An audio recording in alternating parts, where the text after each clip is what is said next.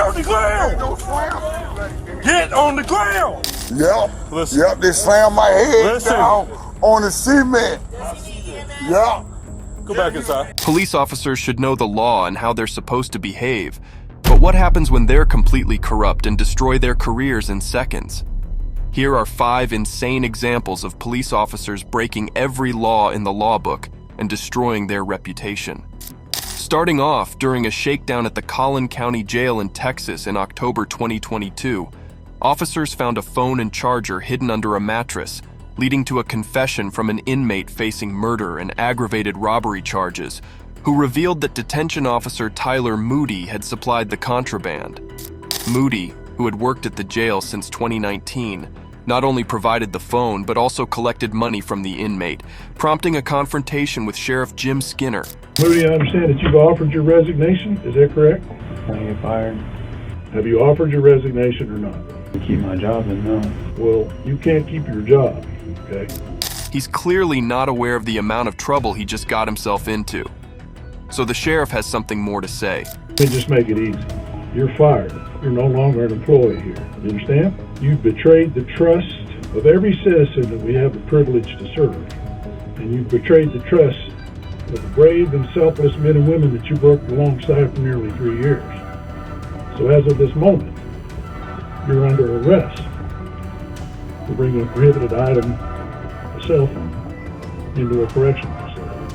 That's a 3rd-degree felony. Do you have any questions about that? Detention officer Moody was arrested, fired, and charged with bringing contraband into the Collin County Jail. And if convicted, he could face a prison sentence ranging from 2 to 10 years. Next up, in March 2020, police confronted armed suspect Philip Chacon in Espanola County, and an unidentified person in plain clothes made demands after he retreated into his house. Phil Chacon? That's who you have a warrant for? Right. Pull everybody out. I'll bring them in. I want to pull them out. Huh? I want to pull them back. Excuse me? I'm not asking. I'm telling you. I will bring him in. Okay? And that man was James Luna, the sheriff of Rio Arriba County. The only problem is, he was drunk as a skunk. The sheriff just pulled in, and he's asking us to pull back, and he'll pull him in. But he's been drinking. I can smell it on him. We're gonna need somebody. Huh? Yeah. And we need to pull somebody over here, somebody above me, because he's already pushing his weight around with me. So. Let's get him off out of here. Who? You know who? I already tried. I mean, Yeah, you told me to. I said 22, I'm- get off, and I'm gonna take over. I have to keep this front door, by the way. For what front door? His front door. His wife gave it to me. But your chief told me to stay off the scene, so I'll stay back here. Hey, did you guys get a hold of D unit? Huh? He says tell him to back off. He's out his way. I told him to. Chacon surrendered without incident during the initial encounter, leaving officers curious about Lujan's unexpected appearance, which would become a recurring theme, with Lujan showing up during a later police investigation involving a city councilor, inserting himself outside his jurisdiction. He didn't know it. He called me and all scared, and I go, what's going on? Coming to my house. yeah, no, and I told him over last week I have The garage door was open. We went to the front of the house. Nobody answered. We came back. The garage door was closed. The officers now wanted to find out why in the world he keeps bothering them. So they decided to issue a search warrant, and things went nuts. We just have a couple of search warrants for your cell phones. For your cell phones. So, one on your personal cell phone, and one on your work cell phone. So, those are your contacts. He didn't want to give them his phones, and instead started questioning the officers, giving his phones to his deputy. Filed today? Yes, sir. You have your phone? Call Nate. Casados is not. Is this for which case? What case is this? So that one. You got a search warrant on a misdemeanor. It doesn't have the case number on here for the original. This is in district court too, and this is a magistrate warrant. Okay? This case is already in district court. This is a magistrate warrant. You understand that this case is in district court, right? Then the sheriff of the department steps in. Is he gonna comply or no? I'm waiting for his attorney to do it. He has the warrants. They're signed. They're legal. It's a court order. I know you guys are just doing your job, but I don't want you guys in the middle of this. All we need are the phones. That's it. Are you going to comply, yes or no? That's all I want. I want the phones. That's it. I told you. You have your search warrant says to search me for personal phones? He has the phones. He already told me he has the phones. Okay. That's not what the search warrant says, does it? Okay, so you want us to lock down the sheriff's office? Go ahead and call them back. Lujan, faced with the threat of the office's shutdown by the sheriff, attempted to discreetly exit through the rear door. He's going out.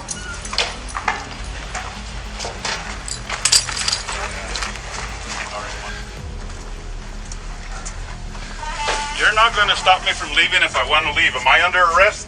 If we have to.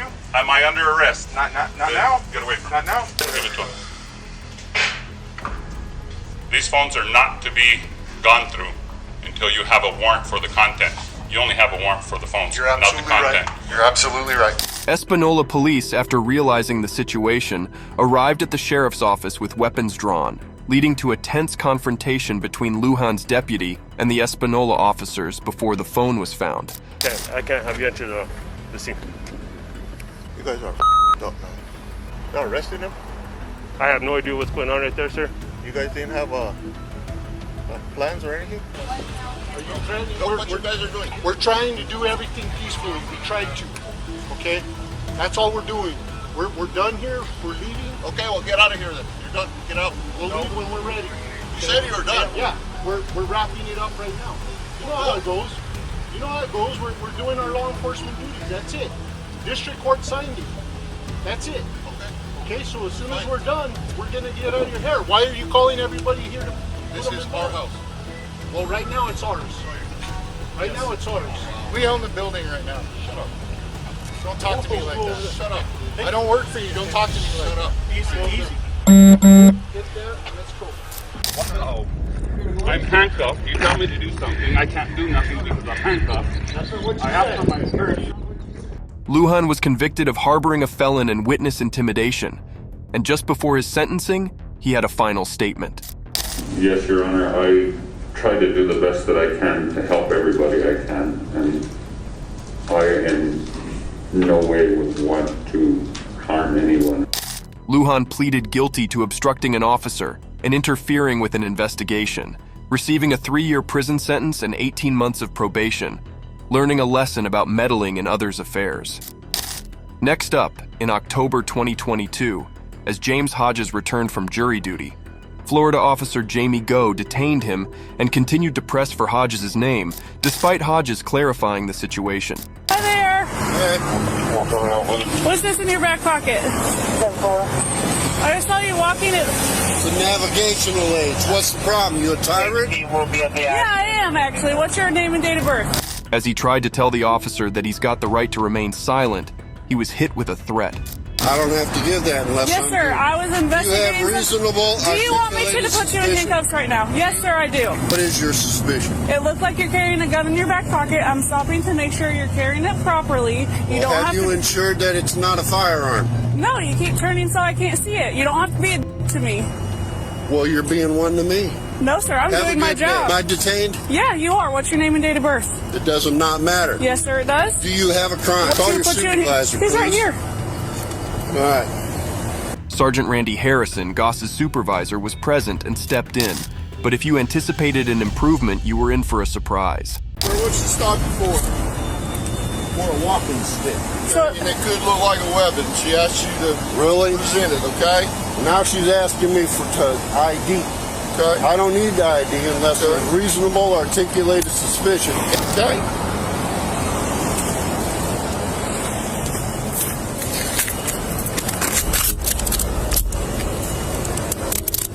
Without a search warrant, they immediately search his pockets, desperately trying to figure out his information. I don't know where his wallet is. Where's your wallet at, sir? I don't have my wallet on me. Okay, where's your ID? Where's your ID at? Pocket. Which pocket? You are not allowed to search me. Bond? Yes, I am. But after that viral information, things got even worse. All right, Mr. Hodges. Was that hard?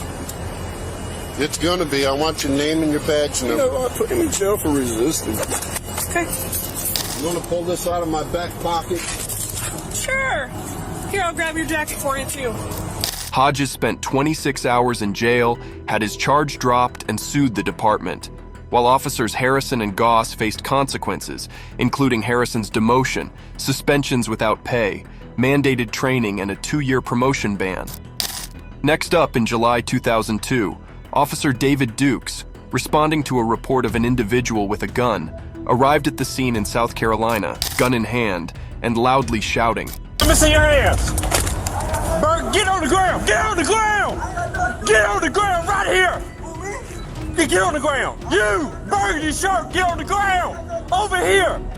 On the ground. Clarence Gillard and Demario Julian were the 2 individuals involved, with Julian quickly getting down, while Gillard faced difficulties due to rods and pins in his leg from a previous accident. Do you not listen? Get on the ground. Get on the ground. Get on the ground.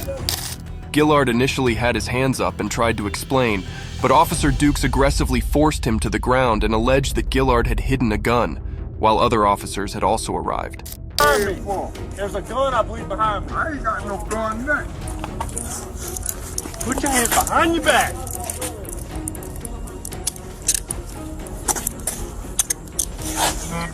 Is there a gun back there? By that truck. As the search for the gun continued, Officer Dukes cuffed Gillard, searched his pockets with no success, but later found what he was looking for. Kind of. Bro, you got a gun on you, man? No, I ain't got no gun. All right, I I'm don't just own asking. no gun.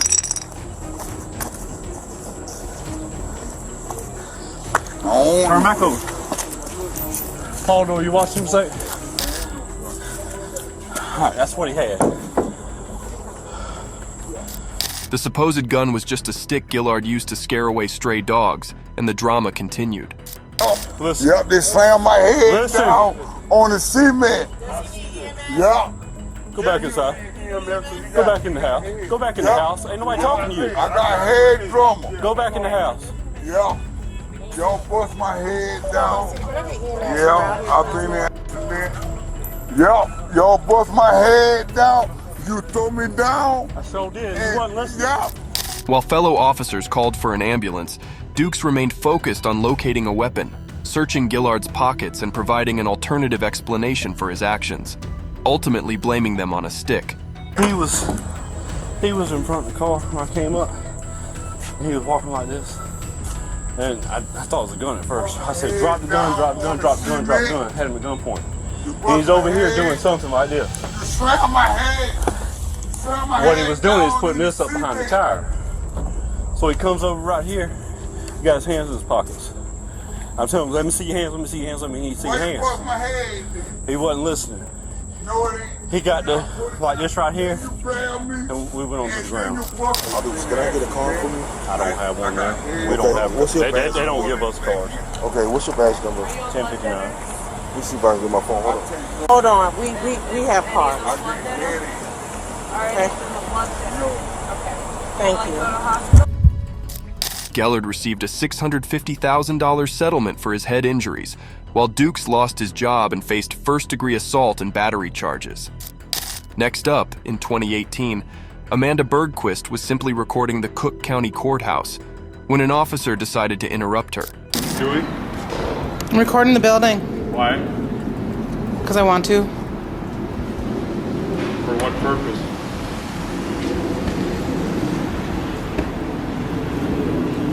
Can I get a supervisor to the front door, please? He then called his supervisor, Lieutenant Donald Malazzo, who immediately approached her. Ma'am, you know this is a public building? Exactly, that's why I'm recording it. It's also a court facility. Yep. Which there is a judicial law or judicial order that says that you cannot tape this building. Can I see that order? Yes, come on in. We're going to check your IDs too. Oh, no, I'm not going in. Oh yeah, no. We're going to run you too. No, that's all We're right. going to get your name. We're going to do a report and everything. So come on in. No. No, yeah, you're going to come in now. Yes. For what? Because right now you are doing something suspicious. That's not a reason to detain anybody. Well, it is for dinner. Come on. It's really not. Let's go so inside, I'm just going man. to stay here and continue recording. Okay. You're going to come in and we're going to find out who you are and what you're doing here. No, you're not. Okay. All right, who's got cuffs? She does not want to go agreeably. Okay? I'm being detained for just taking pictures of the building. Yes, ma'am. You're doing something suspicious, and we need to know who you are and why you're doing it. Okay? Are you familiar with the First Amendment? Yes. He took her camera, brought her into the courthouse, and began searching it, with the officers providing a surprising reply to her concerns about search and seizure laws. That's already on. Are you familiar with the Fourth Amendment? Oh, great.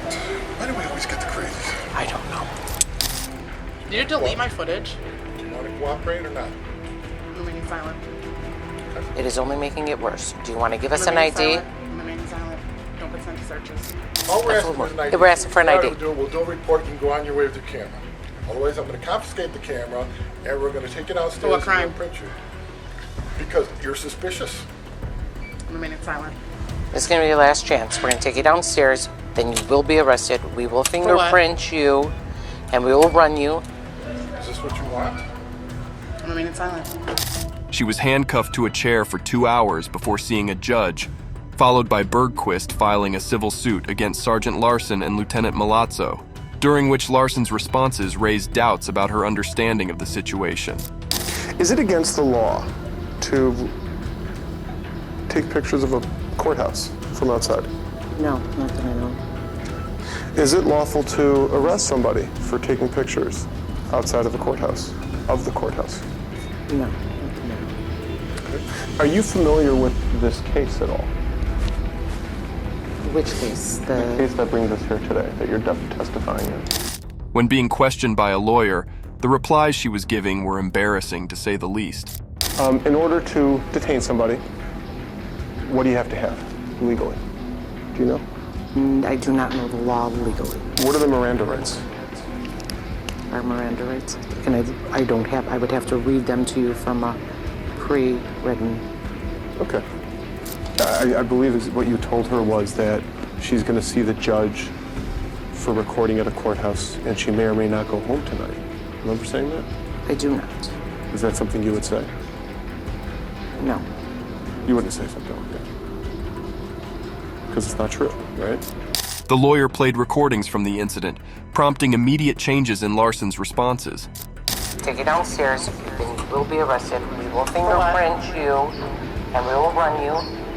You'll go to bond court at 1:30, and then the judge will decide what he will do for you recording at a courthouse.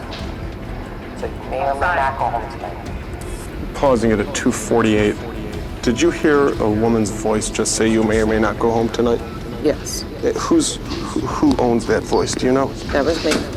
So you would say something like that? I guess I did, yes. Is there anything else that I'm going to have to show you video footage for in order to get a truthful answer? As I stated, I have not watched that video, so I would not say that I remember from something that happened almost a year ago. Although Larson appeared inexperienced, she wasn't, and hopes for a better outcome during her supervisor, Lieutenant Donald Milazzo's deposition, were shattered when he explained that Bergquist was detained due to suspicion. Because we don't know if she's videotaping people inside the building or the security post. What's the difference? Who cares what she's recording? People, security posts. If you can see it from outside, why can't you record it? Is it ever against the law to do that? No. Thank you. So if you detain somebody for doing something which is not against the law, isn't that an unlawful detainment? Not if we're required to do a report and we can't justify what they were doing there. Okay. What crime did you have reasonable suspicion to believe Ms. Bergquist was committing when you detained her? We believe she was violating the judicial order for the building. The judicial order which said you're not allowed to take pictures in a building? Yes. Because you thought it said in and around the building? Yes. In reality, taking pictures outside the building is not included in that judicial order, is it? Found out that later. Is it? It's not? No. Good. Then he denies deleting the video footage from the seized camera. Did you delete her pictures? No. Who did? Don't know. You don't know who deleted her pictures? No. And you don't know the Miranda rights? Not offhand, no. All right. How long have you been employed at Cook County Sheriff's? 27 years. 27 years. I imagine you only became a lieutenant recently? No. How long ago did you become a lieutenant? 22 years ago. You've been a lieutenant for 22 years and you don't know the Miranda rights? Yes. The case was settled out of court, with Bergquist receiving $155,000. But the officers involved remain employed within the department, which is a source of concern for Cook County.